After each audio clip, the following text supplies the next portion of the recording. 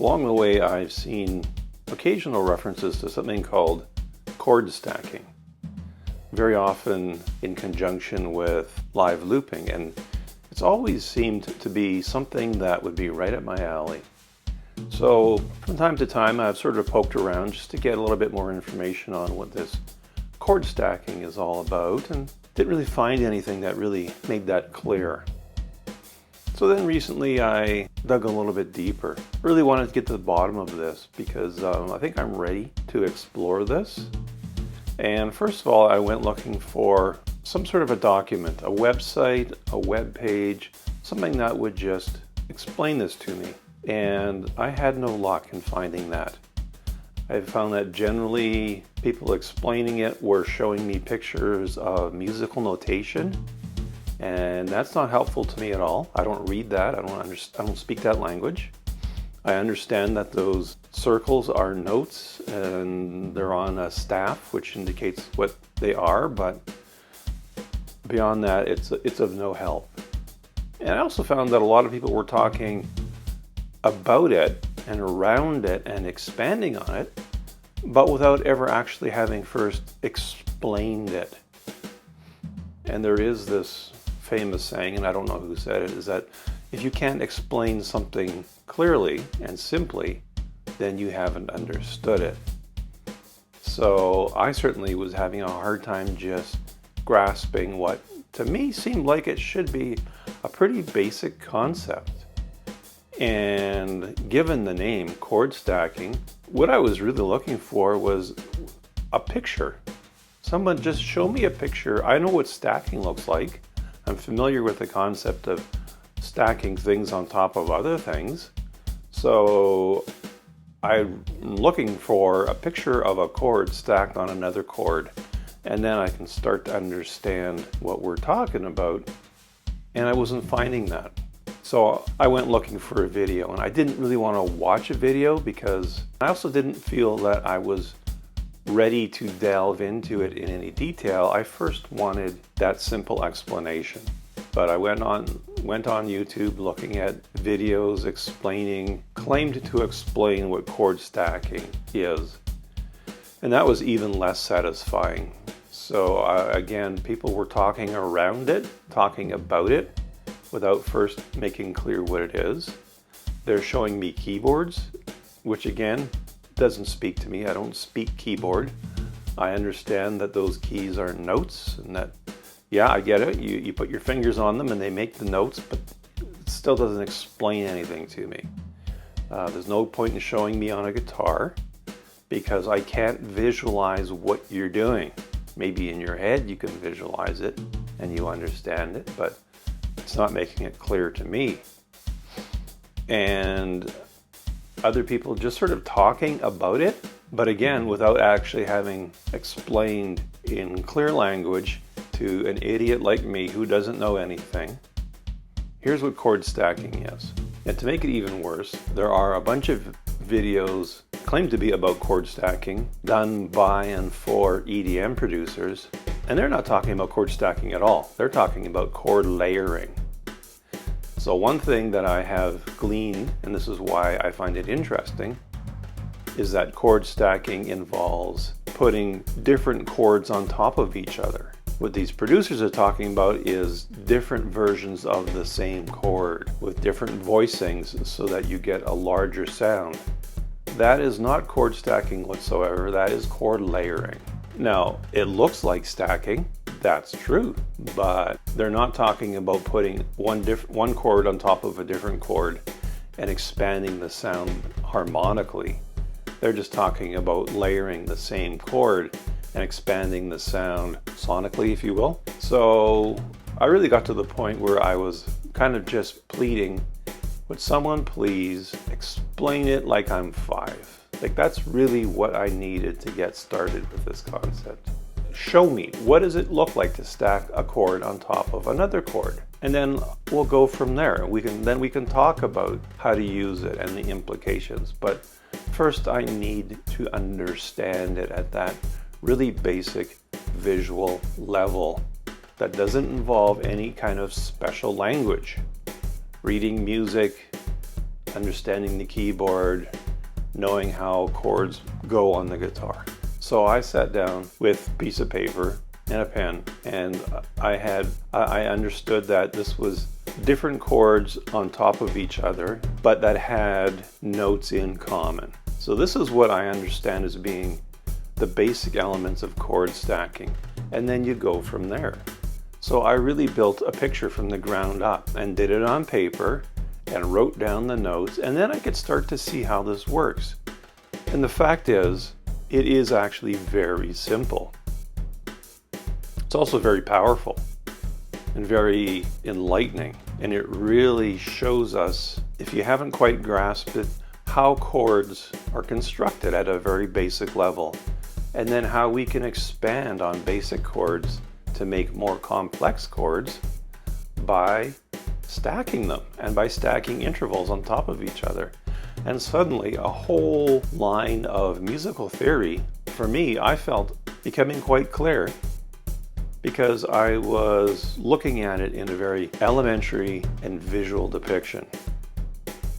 So, having explained chord stacking to myself like I'm 5, I'm now offering to do the same for you if you're interested.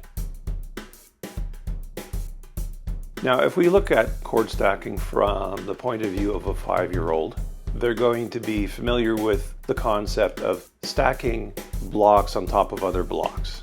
Now, they may have outgrown that, but that's still going to be more accessible to them than reading music or understanding a keyboard or the layout of guitar or talking about intervals and things like that. So that's a good starting point, I think, certainly for a 5-year-old, but any adult who maybe has a 5-year-old understanding of music. So let's do that. Here's a line of blocks, as if these are children's blocks, stacking blocks with the letters on them. We're all familiar with that concept. And we have them from A to G, which are the names of the notes. And I have rearranged them starting with C, and that puts us in the key of C major. So that's the key that has no sharps or flats. All of the notes are just letters. So that's the simplest scale to work with. So let's do that. Now, the most basic chords are called triads, and they're called that because they're comprised of 3 notes. So let's take away all the other blocks and just keep the 3 notes of the C major chord, and we're going to start with that. Now, you notice that this chord is also the result of a stacking process, and it's built by stacking thirds on top of each other. So we're in the key of C major. C is obviously the first note of the scale. D would be second, and E is the third, and it is 2 steps above the C. Okay? That interval, that measurement is a third. 2 steps is a third. And then we go up another 2 notes and we add the G. Now this one is not quite as long as the other interval. C to E is a full 2 steps. E to G is actually 1.5 steps. Okay, so that's still a third, but that's called a minor third. So it's like thirds come in these 2 sizes, major and minor. And every one of the common triads that we'll be looking at are comprised of stacking one of each of these sizes together. So every triad is built by stacking a major third and a minor third together. And whichever one comes first is what you call that chord. So if the minor third comes first, that's a minor chord. If the major third comes first, it's a major chord. Okay? So that's chord construction 101. That's the most basic chord construction. So this is a C major chord, and it's made out of those stacked thirds, a major and a minor. And you'll notice that we're labeling the major thirds with a capital M, and the minor thirds the lowercase m. So now let's go ahead and stack a chord on top of this C major chord. And again, what I have been able to glean from my research is that the principle of chord stacking leverages the idea of common notes. So we're going to stack the E minor chord on top of the C major chord. So you see, now we're stacking chords, and it kind of makes sense. We've got two notes in common, the E and the G, and then we've added another note to our chord, which is the B. So there are a couple ways to look at this. You've got two instruments playing different chords, but they overlap so they sound good. But there's also an extra note, so it expands the notes that we're hearing, and you do end up building larger chords.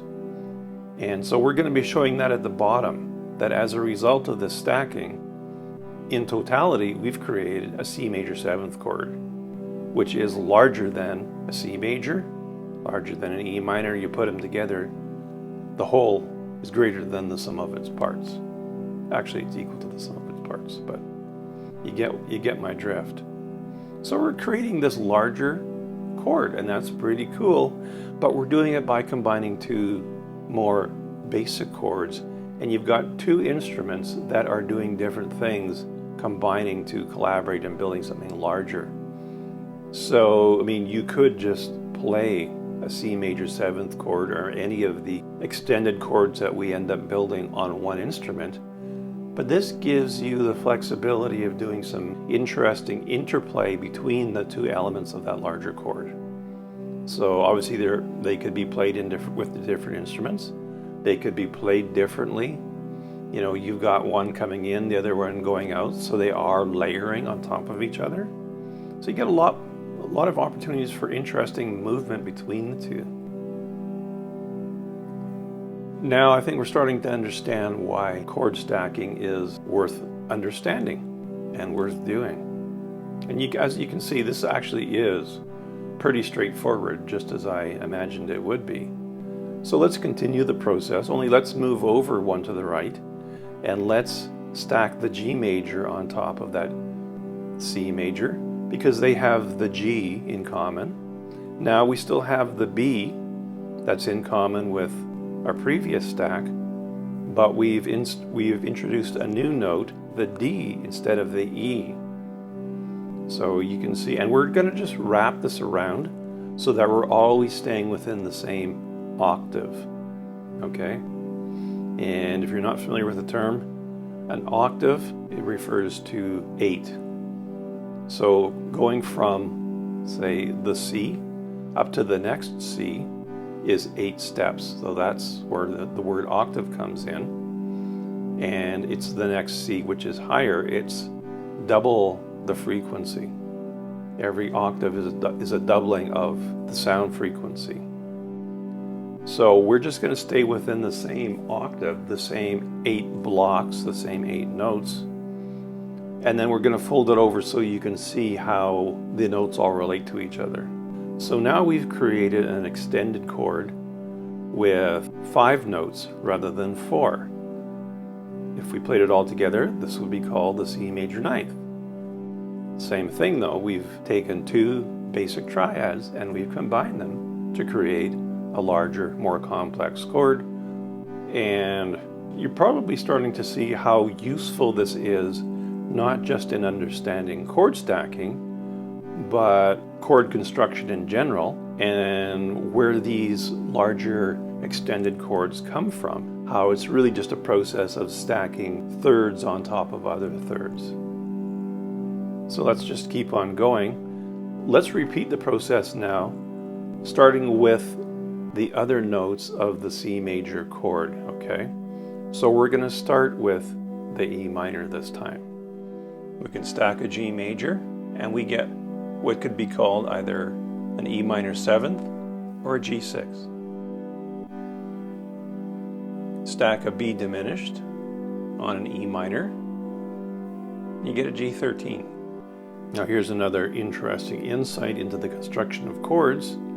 The B diminished, you can see it's actually comprised of 2 minor thirds because we are working within the scale of C major. And when we construct a chord in the usual way of stacking thirds on the B, using the notes of the C major scale, that gives us this somewhat different result. So it's called a diminished because in every other case, the distance from the first note of the chord to the third note, that distance covered ends up being the same, and it's what's called a fifth, because the third note is the fifth of the scale built on the first note. So if we go back to our C major scale, the G is the fifth note of the C major scale. So in the C major chord, it's called the fifth. Now when we end up making a diminished chord, we end up a little bit short because there are two minor thirds.